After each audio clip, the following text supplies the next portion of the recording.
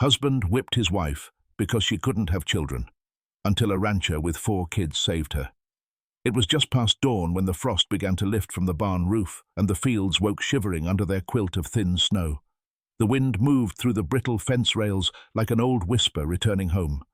On the far end of the gravel road that wrapped around Pine Ridge County like a forgotten ribbon, a woman stood alone, her dress tattered, her boots dusted white, her breath trailing behind her like smoke from a dying fire.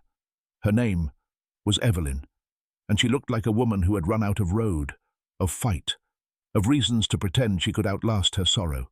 She was not young anymore, not in the way people meant, but there was a quiet defiance in the way her hands stayed unclenched, her shoulders still lifted, even after all that had been done to her.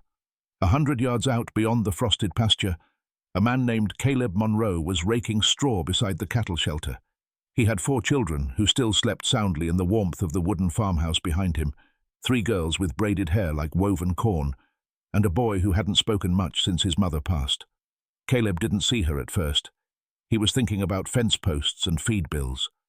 Then he looked up, and the sight of that woman, thin as a ghost, face streaked with dried blood, hands trembling though she wouldn't let them, made him stop mid-motion, like the whole world had exhaled in silence.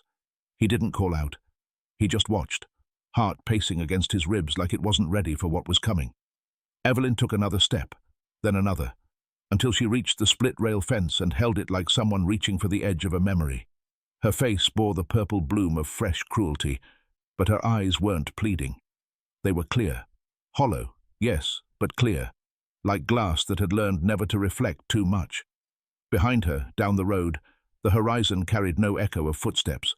She had left whatever had bruised her far enough behind to take this final risk, to show up in front of a stranger with nothing but silence to offer. Caleb didn't speak. He walked toward the fence slowly, boots cracking frost. When he reached her, he simply pulled off his coat, brown, heavy, warm, and draped it over her shoulders. She didn't thank him. Her lips parted slightly, but no words emerged. None were needed. The cold had done its part. Now it was time for something older than words, something like grace. Caleb didn't ask questions. He didn't flinch at the bruise that curved beneath Evelyn's right cheekbone like a cruel signature, nor at the raw welt on her wrist that she tried to hide with her sleeve. Instead, he opened the gate with a quiet nod and led her through the snow-crusted yard, past the chicken coop and the frost-covered swing set, where his youngest daughter usually sang to herself in the mornings.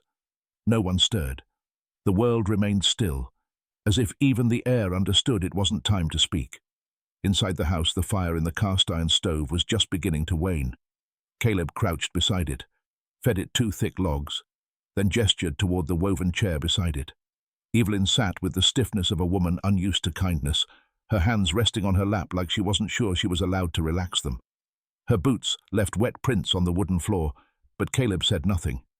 He brought her a wool blanket from the cedar chest and a chipped blue mug filled with warm milk. She accepted both with a slight bow of her head. When their eyes met for the first time inside that small room of heat and wood and silence, something passed between them.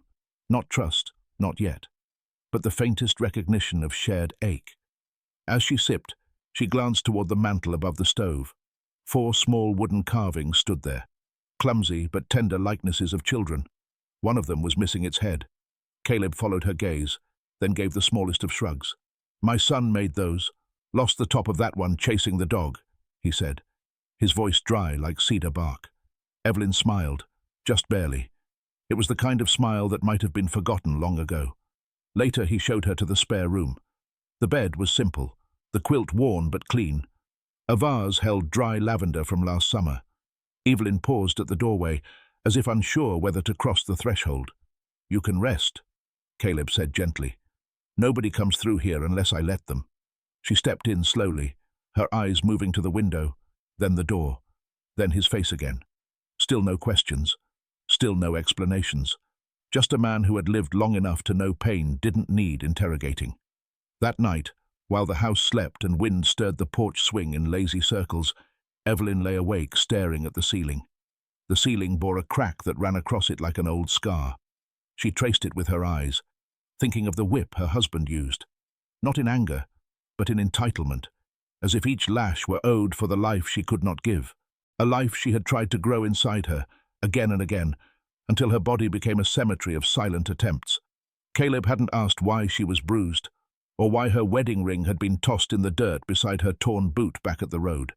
He didn't ask why she hadn't cried. And in that silence, something deeper than protection was offered. She was not questioned. She was not fixed. She was simply allowed to exist without demand. That was the first act of mercy she had felt in years, and while she didn't yet know it, that silence would begin to stitch her back together, not loudly, but like a needle moving through cloth in the hands of someone who still believed in warmth. The snow melted slowly in the days that followed, as if reluctant to surrender its hold on the earth. Evelyn stayed in the small room with the lavender vase, never asking for more than bread and coffee, never venturing beyond the porch unless Caleb was out in the fields. The children sensed her presence, but didn't question it.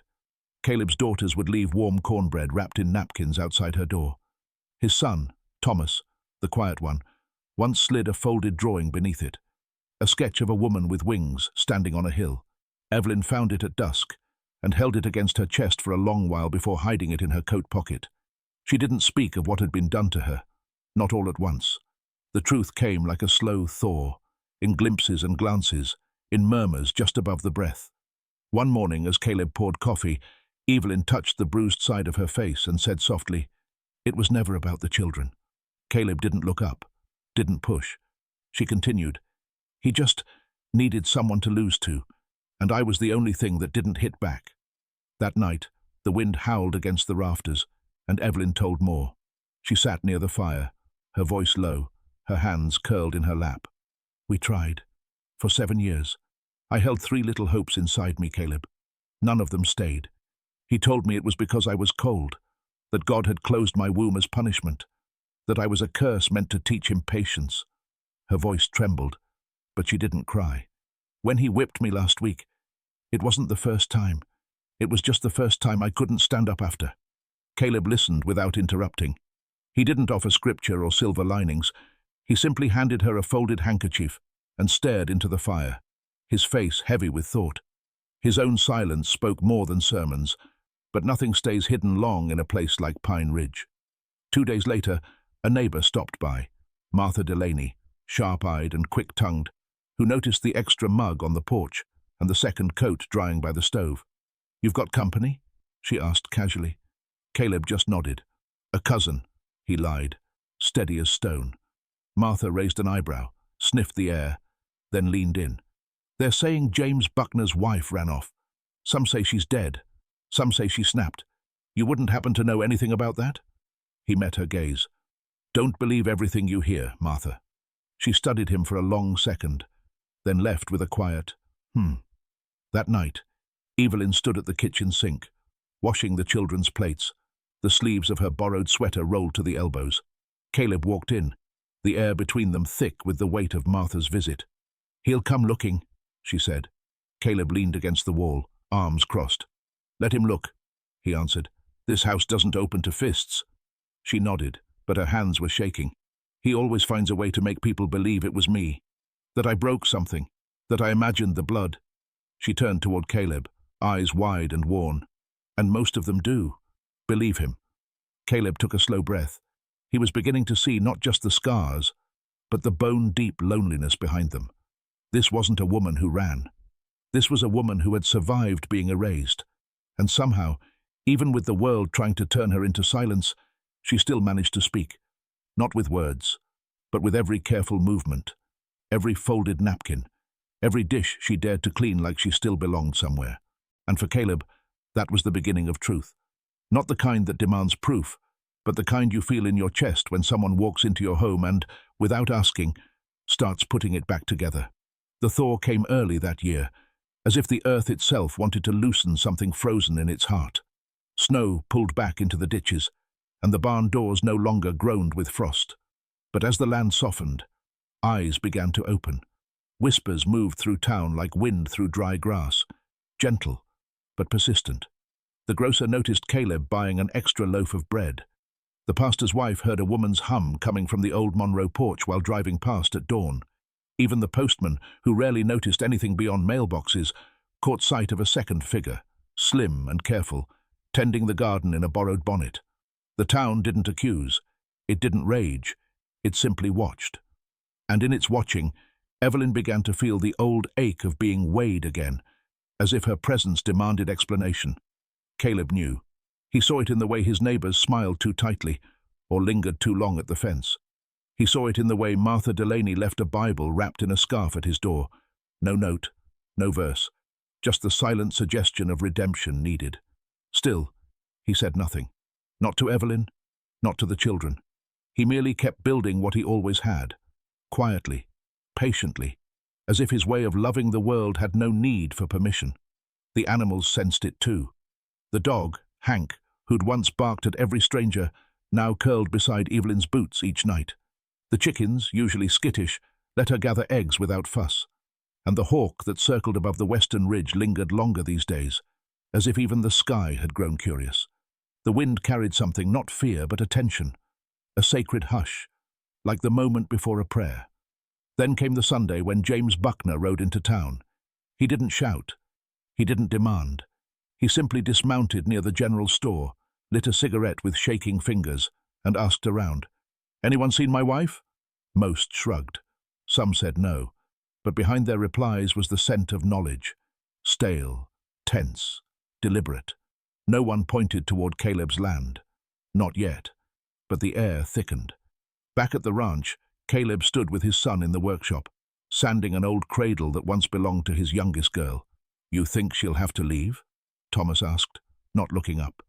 Caleb stared at the grain of the wood, the soft rings that told the story of age and storms endured. "I think some people only belong when someone decides they do," he said.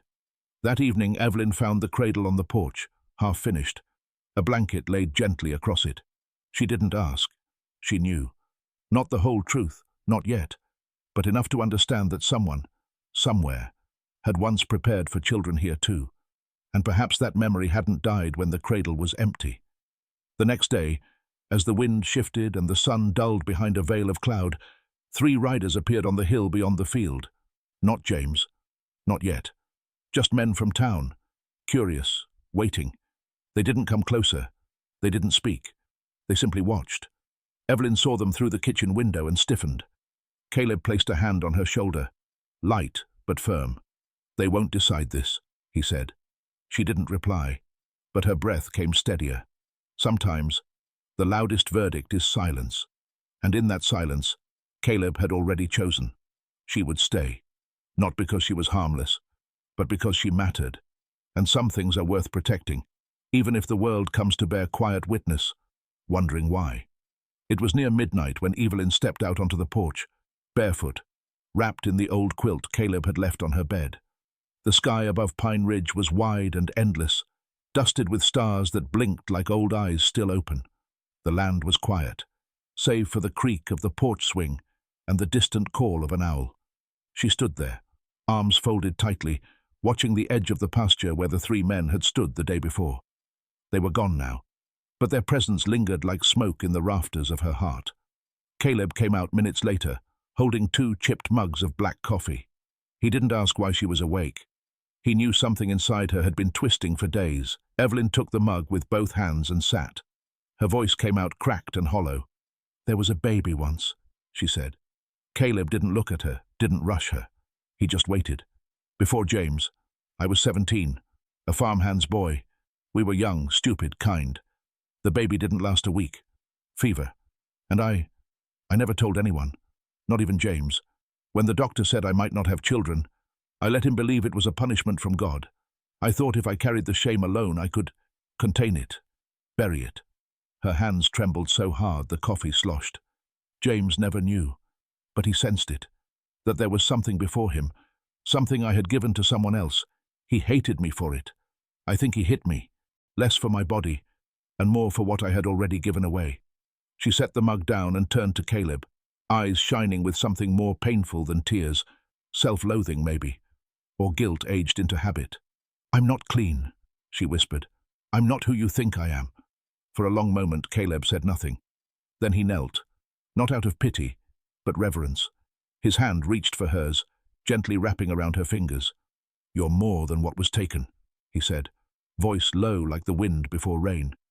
And more than what was lost. He stood and walked back inside, returning moments later with the old wooden cradle. He set it beside her and placed inside it the drawing Thomas had made, the woman with wings on a hilltop. He said it looked like you, Caleb said. I didn't see it before, but I do now. Evelyn looked down at the cradle, the blanket, the drawing. She didn't cry. She couldn't, but her shoulders collapsed in a silent quake, as if some fortress within her had finally surrendered, not to defeat, but to the terrifying possibility that she was still worthy of tenderness. In the darkness, under a ceiling of stars, she reached out and traced Caleb's name with her finger across the cradle's worn edge. And for the first time in years, she let herself be held, not by arms, but by a moment that promised not to break her. Spring came early to Pine Ridge that year. Buds swelled on the dogwoods. Rain carved quiet lines down the old stone path leading to Caleb's porch. Evelyn had started baking again, cornbread mostly, and once, a pie that burned slightly around the edges, but was devoured by the children before noon. There were mornings she laughed now, gently, like someone relearning an old song. Evenings passed with her and Caleb tending the garden in silence, the kind of silence that doesn't strain to fill space. It felt for a time like healing had taken root in that soil alongside the sweet peas and potatoes. Then one Tuesday, the past arrived, riding a chestnut horse and dragging behind it the weight of unspoken claims. James Buckner. His boots hit the ground like dropped anchors as he stepped down before Caleb's fence. He didn't yell. He didn't threaten. He simply stood there, arms crossed, eyes fixed on the porch where Evelyn had just stepped out with a basket of washed linens. She froze when she saw him. The color drained from her face like paint from weathered canvas. Caleb stepped out a heartbeat later, wiping his hands on a rag. The two men regarded one another across the gate that divided pasture from judgment. James spoke first. I came to take back what's mine. Evelyn did not retreat. She placed the basket down slowly, stepped forward. Her voice was soft, but it carried. I was never yours. I was just the only thing you could hurt without consequence. James's jaw twitched. You ran, he said, more wounded than angry. You didn't even say goodbye. She nodded once. You don't say goodbye to a fire. You get out while you still have breath. Caleb didn't raise his voice, didn't step between them. He simply placed one hand on the top rail and said, She's not hiding. She's home. James looked at him, at the man with 4 children and steady eyes, and for a moment he looked tired. Not dangerous, not enraged, just lost. Do you think a man can just lose everything and walk away clean? He muttered. Evelyn replied, No, but you didn't lose me. You used me, and I survived. James looked away then, out at the field, at the cattle grazing like none of this mattered, and in that long, painful silence, something shifted. He turned back to Caleb. You'll regret this. Towns don't forget women who walk out on their vows. Caleb's reply was firm, final. Maybe, but they remember the men who let them stay. Word spread, as it always does, but it spread softer this time. Less judgment, more wonder. Martha Delaney came by with a peach pie the next week, no scripture tucked beneath it. The pastor stopped by the fence line and asked Evelyn about the garden, not the scandal. The change was slow but visible. Neighbors tipping hats, children waving, fewer doors shutting too fast. James never returned. Not because he was chased out, but because in facing the truth, he saw there was nothing left to reclaim. And in that unexpected return, it was Evelyn who stood unshaken. It was she who faced the fire and didn't burn. And for the first time, Pine Ridge began to look at her not as the woman who ran, but as the woman who stayed, and changed what staying could mean. Summer settled into Pine Ridge like an old quilt, warm, soft and worn with stories. The fields ripened, the children grew taller, and Evelyn stayed. Not because she had nowhere else to go, but because this time, it was her choice. She began weaving again, something she hadn't done since before James, before the silence. The back room in Caleb's house, once sparse, now carried spools of dyed thread, baskets of cloth, and the smell of lavender and lemon oil. On Sunday afternoon, Caleb's daughters would sit beside her, braiding cord and asking quiet questions she always answered with a soft smile and a story that never named the villain. only the lesson. Thomas, once quiet and inward, now followed her to the shed, watching her hands with the reverence boys usually reserve for maps and knives. She taught him how to mend a torn coat, how to stitch grief into something useful. "You don't throw away what's been torn," she said once. "You patch it, so it remembers, but doesn't bleed." The town didn't celebrate her, but it stopped whispering. And sometimes that's louder than applause. Martha began inviting her to church socials without apology. The pastor nodded to her at the market. People still remembered what she'd survived. But now they told the story differently. Not of a woman who fled, but of one who dared to stop running. Caleb never asked her to marry him. He didn't need to. What they built was quieter than vows, but deeper. In the barn, beneath the rafters where the cradle once sat gathering dust, he carved something into the beam with a dull blade and steady hand. Her name. Just her name. No date. No title. Just the truth of her being there. And mattering. Years passed.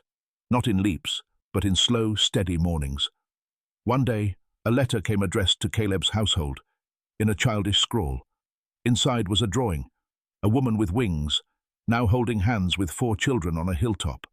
It was from Thomas, now grown and gone to learn carpentry in another county. On the back he had written, "Tell her she still looks like this to me." On the last evening of that summer, Evelyn folded one of her quilts, the one with all the mismatched squares from old shirts and dresses, and left it on the porch bench. She watched the sun fall behind the hills and whispered something to the wind. No one heard the words. But Caleb, standing at the window, knew what they meant. The cradle still sat beneath the rafters, empty, but never useless. And the town, once tight with silence, now held space for what it couldn't name. And in that space, a woman stitched her name into the world, not with noise, but with the quiet proof that even a home rebuilt from ashes can hold the weight of love.